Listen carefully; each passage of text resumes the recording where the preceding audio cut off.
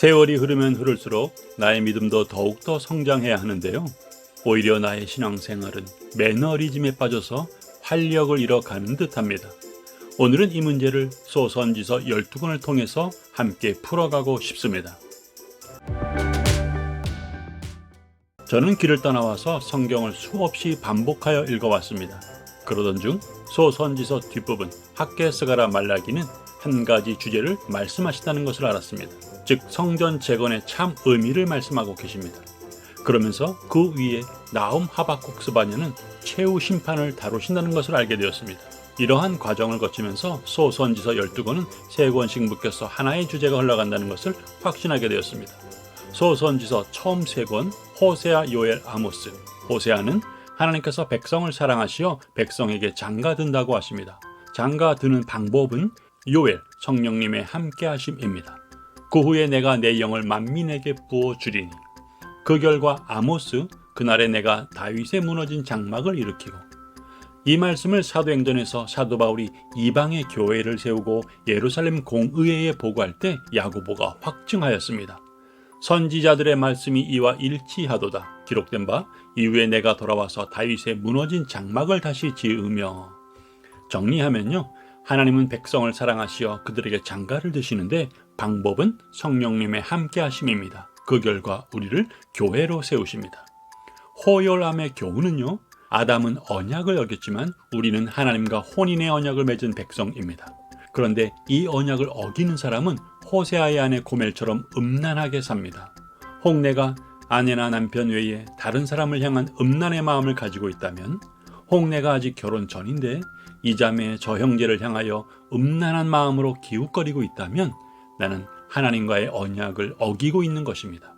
그렇기 때문에 나는 하나님과 혼인 언약을 맺은 백성임을 잊지 말고 아내와 남편 한 사람만을 사랑하고 또 결혼 전이라면 한 사람을 예비하신 하나님을 신뢰하여 그 한 사람을 기다리는 백성으로 살아가기를 소원합니다. 우리는 교회입니다. 옵연미, 오바댜, 에돔은 말씀을 들을 기회가 없습니다. 요나, 니느웨는 말씀을 듣고 돌이켰습니다.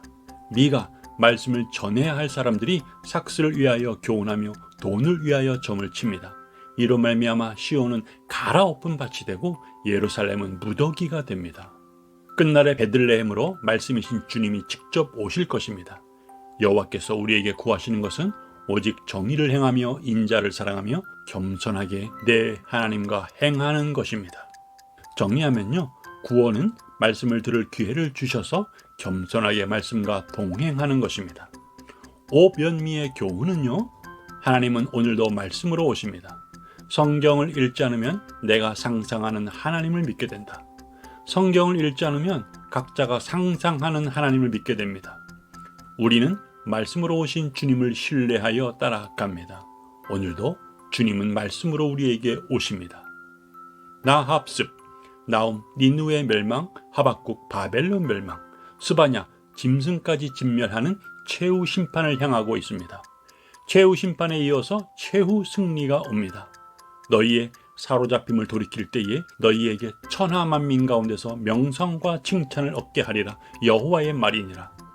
나합습의 교훈은요, 이 거대한 세상 아수르 바벨론에서 나는 구별되어 살아가야 합니다. 바벨론 한가운데서 다니엘과 세 친구의 비전은 성공이 아니라 구별되어 살아가는 것이었습니다.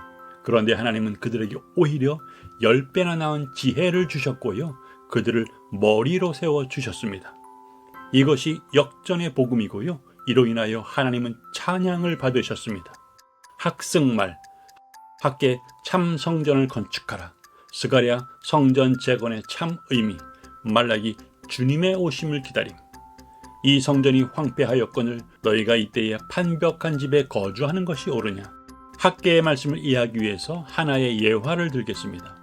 오래전에 전도자로 살겠다 하여 목사 안수를 포기하고 캠퍼스에서 제자 훈련을 하며 파트타임으로 살 때였습니다. 마지막 살을 털어서 밥을 해먹는 형편이었습니다.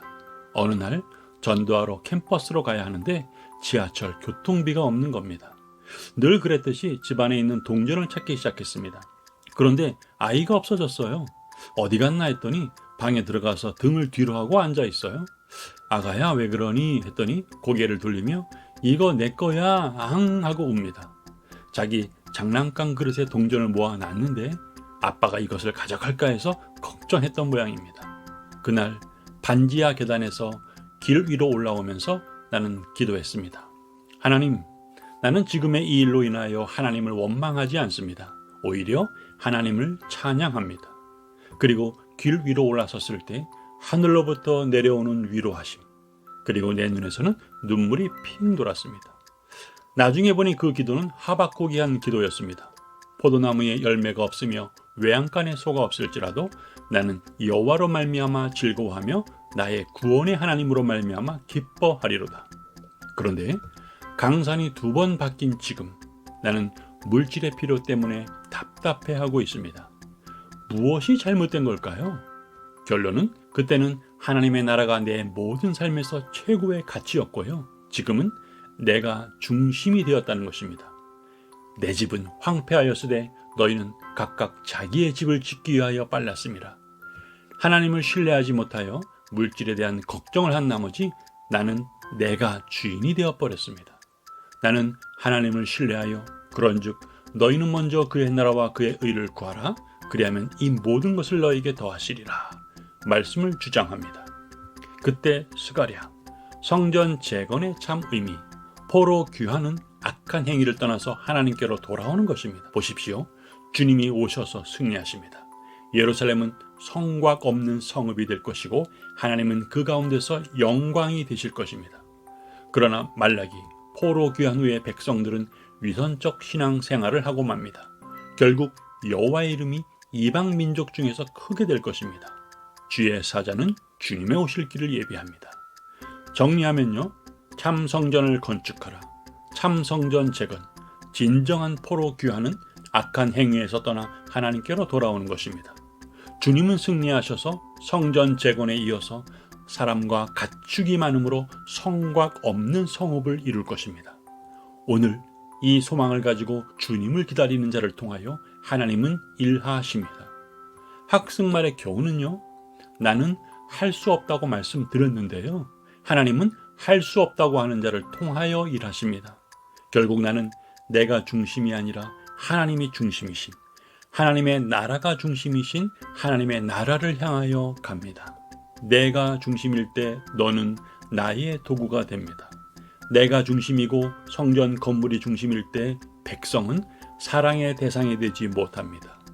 나와 너, 우리 사이에 있는 하나님의 나라를 세우려 할 때 하나님은 영광을 받으시고 세상은 우리를 하나님의 사람으로 알아볼 것입니다. 여러분의 좋아요, 구독은 이 영상이 이웃에게 전달되는 데 큰 힘이 됩니다. 감사드립니다.